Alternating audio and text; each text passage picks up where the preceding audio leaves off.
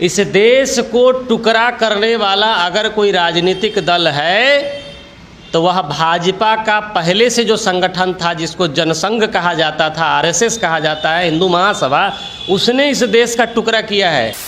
वो पार्टी आरोप लगाती है कन्हैया कुमार के ऊपर टुकड़े टुकड़े का। जिस पार्टी ने इस देश का टुकड़ा किया है, पाकिस्तान आरएसएस वालों ने ही बनवाया है।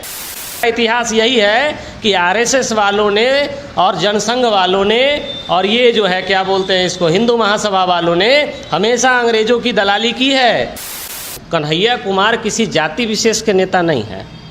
जाति विशेष के नेता जो है वो आपको चिराग पासवान है, जाति विशेष के नेता जो है आपको तेजस्वी यादव है, जाति विशेष के नेता जीतन राम मांझी हैं, जाति विशेष के नेता कन्हैया कुमार नहीं। और कन्हैया कुमार लगातार सरकार के विरोध में जो जन आवाज़ होता है उस आवाज़ को उठाने का काम उन्होंने किया है लगातार, कंटिन्यूअसली। तो क्या चीनी मिल बंद करने वालों को बिहार की जनता मुख्यमंत्री बनाएगी? तो मैं रामसूरत राय जी के बारे में आपको बताना चाहता हूँ कि जो व्यक्ति खुद एक शराब माफिया हो, जो व्यक्ति खुद रूनी सैदपुर में गरीबों का ज़मीन जबरन हड़पने का कोशिश कर रहा हो और मारने का, जान से मारने का धमकी दे रहा हो, जो व्यक्ति शीशम के लकड़ी का, चोरी के लकड़ी का दलाली करता हो, जो व्यक्ति सुधा के दूध का जो टैंकर आता है उसमें से दूध निकाल करके पानी मिला करके कमीशन खाने का काम करता हो, वह व्यक्ति किसी दूसरे के ऊपर आरोप लगाए तो उस बात को हल्के में लिया जाना चाहिए। जितना भी बिहार का विकास उठा करके देख लीजिएगा, बड़ा से बड़ा, चाहे वो कोई फैक्ट्री हो, कोई मल्टीनेशनल कंपनी आई हो, या चीनी मिल बना हो, या बड़ा से बड़ा जो भी इंस्टीट्यूट खुला हो, एजुकेशनल इंस्टीट्यूट खुला हो, मेडिकल इंस्टीट्यूट खुला हो, वो सब कांग्रेस के शासन में ही हुआ है। नमस्कार, मुजफ्फरपुर आप देख रहे हैं आप। मेरा नाम है उत्तम कुमार। उत्तर बिहार समेत मुजफ्फरपुर में अपने भाषणों से युवाओं के दिलों में जगह बनाने वाले युवा नेता दीनबंधु क्रांतिकारी हमारे साथ मौजूद हैं और इनसे हम खास बातचीत करेंगे। और इस बातचीत में हम इनसे जो अभी देश दुनिया में तमाम जो राजनीति, जो करवटें जो बदल रहे हैं, इन सब मुद्दों पे इनसे बातचीत करेंगे। और इनका एक हाल ही फिलहाल में इनका जब कन्हैया कुमार जब कांग्रेस ज्वाइन किए थे तो इन्होंने उन्हें बिहार का भावी मुख्यमंत्री बताया था। और इन्होंने किस अंदाज पे और किस तर्क के हिसाब से उन्हें भावी जो है मुख्यमंत्री बिहार का बताया था, इनसे बातचीत करेंगे। और इनसे एक जो हमारा सवाल ये भी है कि अभी जो बिहार में जो राजद में जो दो गुटों में राजद बढ़ता हुआ दिख रहा है, इनसे भी हम बातचीत करेंगे कि इनको क्या लग रहा है। सबसे आपका बहुत बहुत धन्यवाद। जी नमस्कार। और सबसे पहले आपको एवं आपके दर्शकों को नवरात्रि की मंगलमय शुभकामनाएं और धन्यवाद कि आज आप मुझे बातचीत के लिए बुलाए हैं। आपने कुछ सवाल रखा है कि सबसे पहला सवाल कि हम कन्हैया कुमार जी को कैसे बिहार के भावी मुख्यमंत्री के तौर पर देखते हैं। देखिए, ये सवाल इसलिए भी उठ रहा है क्योंकि कन्हैया कुमार बिहार में ना कहीं से विधायक है, ना एमएलसी है, ना राज्यसभा है, ना लोकसभा के सांसद हैं। तो स्वाभाविक है लोगों के मन में एक सवाल उठना है।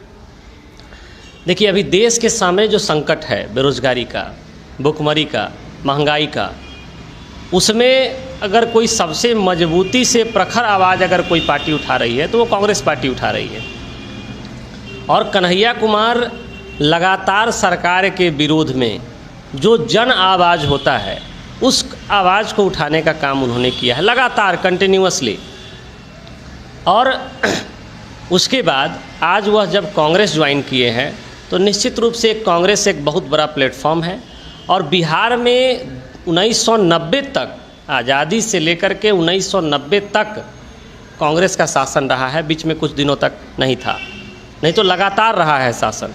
और जितना भी बिहार का विकास उठा करके देख लीजिएगा, बड़ा से बड़ा, चाहे वो कोई फैक्ट्री हो, कोई मल्टीनेशनल कंपनी आई हो, या चीनी मिल बना हो, या बड़ा से बड़ा जो भी इंस्टीट्यूट खुला हो, एजुकेशनल इंस्टीट्यूट खुला हो, मेडिकल इंस्टीट्यूट खुला हो, वो सब कांग्रेस के शासन में ही हुआ है।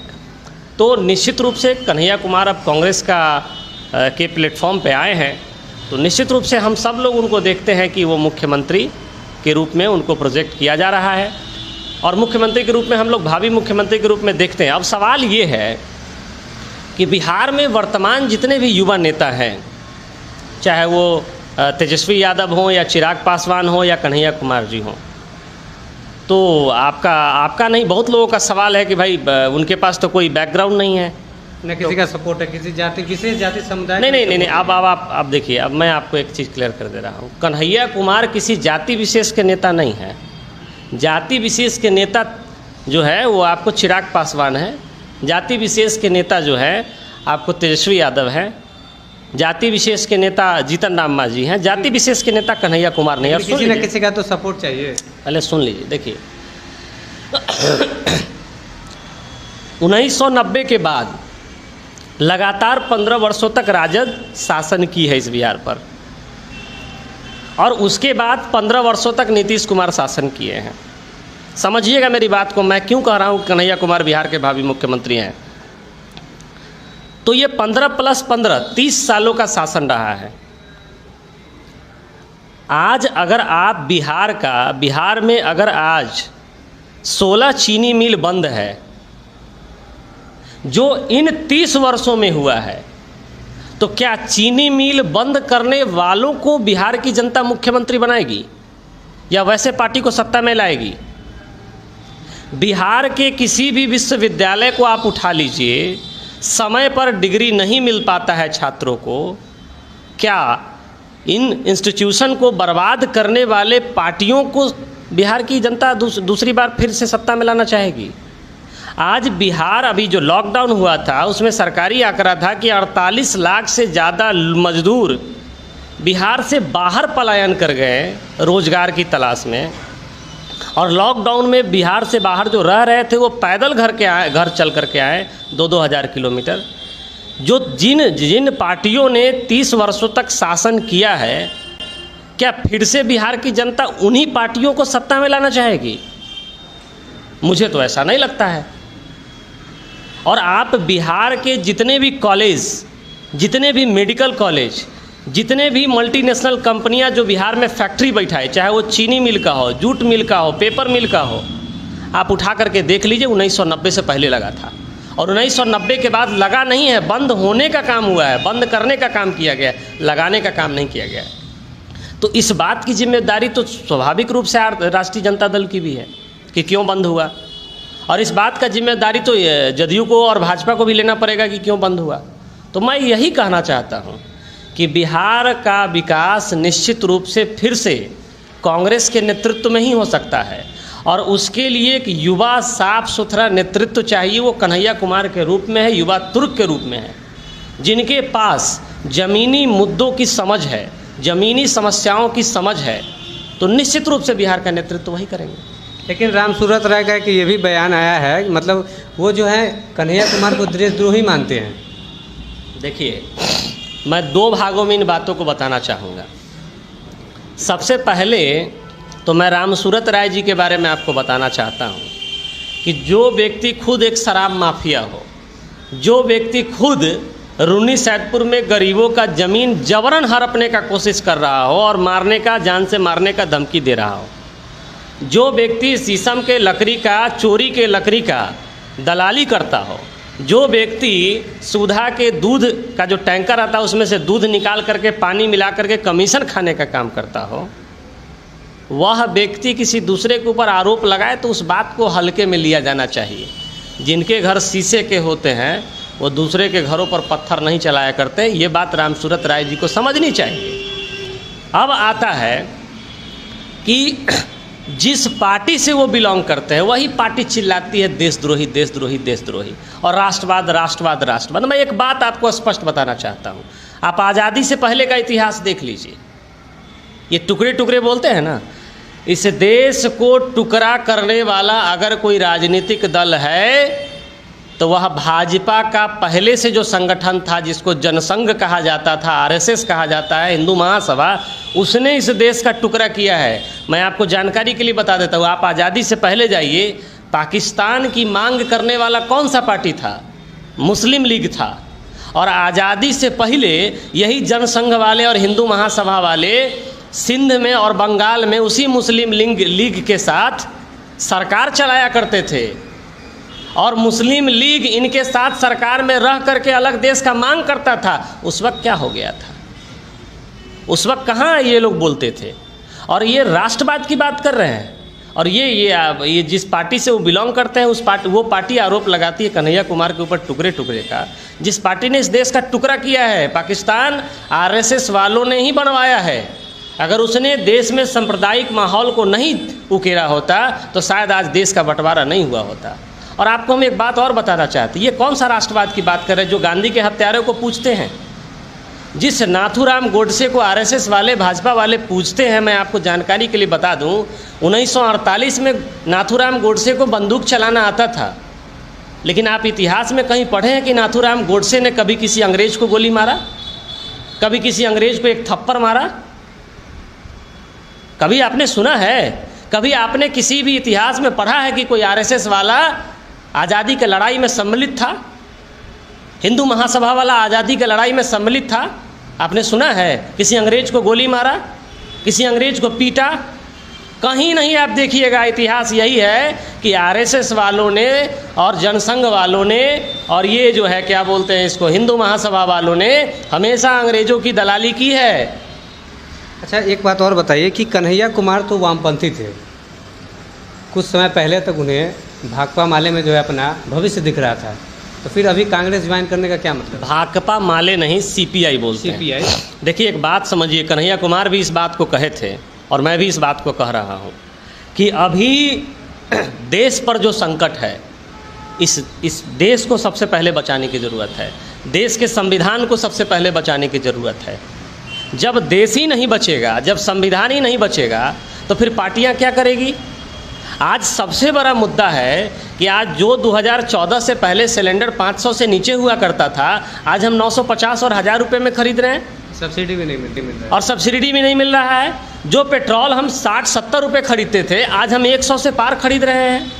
आप समझ रहे हैं इस बात को कि लोगों का बजट कितना बिगड़ा है महंगाई के कारण? आज पूरे हिंदुस्तान के इतिहास में सबसे ज़्यादा बेरोजगारी अभी के समय में है। और अभी देखिए कि इन चीज़ों को ठीक करने के लिए सरकार कहती है कि हम निजीकरण कर रहे हैं। आप देख रहे हैं ना कि हम दो हमारे दो, यानी कि आप अपनी नाकामियों को छुपाने के लिए सरकारी संपत्ति को बेच रहे हैं। आप समझ रहे हैं कि देश में कितनी बड़ी त्रासदी है। मोदी जी अपना अय्याशी करने के लिए एयर इंडिया को बेच रहे हैं, बीएसएनएल को बेच रहे हैं, एलआईसी को बेच रहे हैं। इससे न देश को बचाने की ज़रूरत है। और इससे देश को बचाने के लिए एक मजबूत संगठन बनाना पड़ेगा। और मजबूत संगठन, सीपीआई से लड़ाई नहीं लड़ा जा सकता है पूरे देश में, लेकिन कांग्रेस ही एकमात्र ऐसा विकल्प है। और कांग्रेस कोई आज का लल्लू पंजू वाला कोई पॉलिटिकल पार्टी नहीं है। आप अगर भारत की आज़ादी की बात कीजिएगा तो कांग्रेस की बात करना ही पड़ेगा। बिना कांग्रेस का आप आज़ादी की कल्पना नहीं कर सकते थे इस देश में। आज उस पार्टी का बैनर थामे है वो, और वो चाहते हैं, वो नहीं, हम सब चाहते हैं, हम सब युवा चाहते हैं कि कांग्रेस मजबूत हो और इस देश में जो अभी त्रासदी, बेरोजगारी का, महंगाई का, भुखमरी का और लिंचिंग का, जो एक दूसरे समुदाय को लड़ाने का जो माहौल बन चला है, इसको तोड़ना पड़ेगा, इसको रोकना पड़ेगा। आप देखिए ना, 100 ग्राम अगर कहीं पे चरस मिल जाए तो उसका संपत्ति जब्त हो जाता है, उस व्यक्ति के ऊपर एफआईआर हो जाता है, हो सकता है आजीवन कारावास हो जाए। और 3000 किलो हीरोइन और चरस पकड़ा रहा है, उसके ऊपर एक एफआईआर तक नहीं हो रहा है। आप अगर मंत्री हैं तो आपका बेटा कानून हाथ में पॉकेट में ले करके नंगा नाच कर सकता है, किसी की भी हत्या कर सकता है। अभी आप देख रहे हैं ना उत्तर प्रदेश में क्या हुआ या हरियाणा में क्या हो रहा है। तो ये जो माहौल बन रहा है कि किसान अगर अपनी आवाज़ उठाए तो उसे खालिस्तानी घोषित कर दो, कोई एक्टिविस्ट अगर अपनी आवाज़ उठाए तो उसे देशद्रोही घोषित कर दो, इससे देश को बचाने की ज़रूरत है। देश का संविधान बचेगा तभी हम लोग बचेंगे, तभी देश बचेगा। इसकी लड़ाई के लिए कन्हैया कुमार कांग्रेस को मजबूत करना चाहते हैं। हम सब मजबूत कर, मैं भी अभी कांग्रेस में नहीं हूँ, लेकिन हम सब मिल करके कांग्रेस को मजबूत करना चाहते हैं। ज्वाइन करेंगे? निश्चित रूप से करेंगे। हम ही नहीं करेंगे, हमारे साथ हजारों हजार उत्तर बिहार के हजारों हजार युवा कांग्रेस ज्वाइन करेंगे। और निश्चित रूप से देश में जो दमनकारी नीति चल रहा है और जो विभाजनकारी जो सरकार है या जो विचारधारा है, उसको हम लोग रोकने का काम करेंगे। कुछ समय पहले तक जैसे लोजपा में दो गुटों की बात आ रही थी। कहीं ना कहीं अब राजद में भी दो गुट जो है देखने को मिल रहा है। कल जो है रामविलास पासवान का प्रथम पुण्यतिथि जो है उसमें लालू यादव जो है चिराग पक्ष से गए थे, चिराग पक्ष में सम्मिलित हुए थे। वहीं तेज प्रताप यादव जो है पारस गुट से शामिल हुए थे। देखिए, ये उनका अपना अंदरूनी मामला है, मेरी बात समझिएगा पहले। दूसरा क्या है, पारिवारिक जो पार्टी होता है, पारिवारिक मतलब समझ रहे हैं ना, अगर कोई संपत्ति है आपका तो सबसे पहला भारत का संविधान यह कहता है कि कोई भी पॉलिटिकल पार्टी भारतीय संविधान को मानेगा, उसी को पॉलिटिकल पार्टी का दर्जा मिलेगा। और पॉलिटिकल पार्टी जब रजिस्ट्रेशन कराती है तो उसमें अपना एक संविधान देती है जिसमें पूरा लोकतांत्रिक प्रक्रिया लिखा हुआ रहता है कि हम लोकतांत्रिक प्रक्रिया को मानते भी हैं और अपने पार्टी में भी लोकतांत्रिक प्रक्रिया रखेंगे। लेकिन दुर्भाग्य है कि जब से राष्ट्रीय जनता दल बना है तब से उसके राष्ट्रीय अध्यक्ष लालू प्रसाद यादव ही हैं।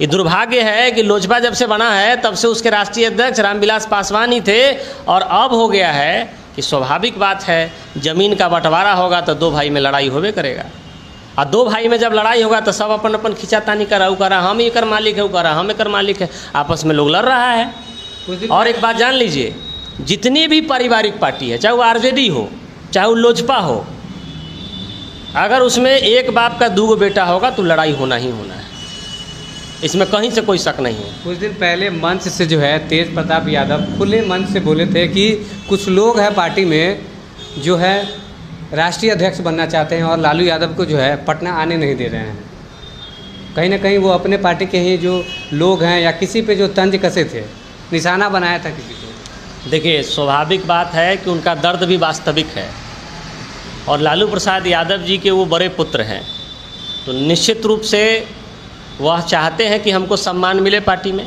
हमको हमारा हक मिले बड़े भाई के तौर पर। और हमको लगता है कि वो खुले मंच से बोल नहीं पाते, वो खुद राष्ट्रीय अध्यक्ष बनना चाहते हैं राष्ट्रीय जनता दल का, लेकिन ये बात तेजस्वी जी को मंजूर नहीं है, तो इसीलिए उठापटक चल रहा है। बात यही है, मालिकाना नहीं समझे। जब कोई संपत्ति आपका बबौती संपत्ति रहेगा, यानी कि जो आपका पुश्तैनी संपत्ति रहेगा, तो दो भाई में लड़ाई होबे करता है। वही दो भाई में लड़ाई हो रहा है कि हमर है तो हमर है, इसीलिए दोनों आदमी सिरफुटौल कर रहे हैं। तेज प्रताप जी का मन है कि हम राष्ट्रीय अध्यक्ष बने, तेजस्वी जी का मन है कि हम राष्ट्रीय अध्यक्ष बने, इसीलिए हो रहा है। अगर राजद को तेज प्रताप यादव और जगदानंद में से किसी एक को चुनना पड़े तो किसको चुनेगी वो? अभी तो हमको लगता है कि जगदा बाबू को चुन रही है वो। तेज प्रताप जी को तो एकदम कम्प्लीटली साइड कर दिया गया, कहाँ माना गया। विधानसभा चुनाव में उनके किसी भी एक परिचित को टिकट नहीं दिया गया, लोकसभा चुनाव में किसी एक परिचित को टिकट नहीं दिया गया, यहाँ तक कि उनके छात्र राजद के अध्यक्ष थे, प्रदेश अध्यक्ष आकाश जी, वो भी उनके करीबी थे, उनको भी दरकिनार किया गया। तो उनकी एक बात आप समझ लीजिए, तेज प्रताप जी की राष्ट्रीय जनता दल में कोई वैल्यू नहीं है। शिवानंद तिवारी का बयान भी है कि वो पार्टी से निष्कासित हैं। शिवानंद तिवारी के बात को कौन वैल्यू करता है? कोई वैल्यू करता है?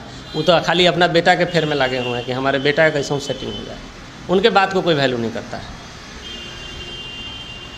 तो तमाम सारी जो बातें हैं, जो राजनीतिक गलियारों में जो सरगर्मियां हैं, जो धीरे धीरे तेज़ भी होती है और कहीं ना कहीं जो उसका उद्देश्य होता है वहाँ तक वो पहुँचते भी हैं। जैसे इन्होंने कन्हैया कुमार को बिहार का जो है भावी जो मुख्यमंत्री है किस आधार पे बताया है वो आपने सुना है, क्योंकि वो एक युवा नेता है और देश को एक युवा नेता की ज़रूरत है, शिक्षा के आधार पर भी, क्योंकि जो शिक्षित होगा वही है जो अपने देश का, अपने राज्य का विकास कर सकता है। तो बने रहिए हमारे साथ, देखते रहिए मुजफ्फरपुर वाव।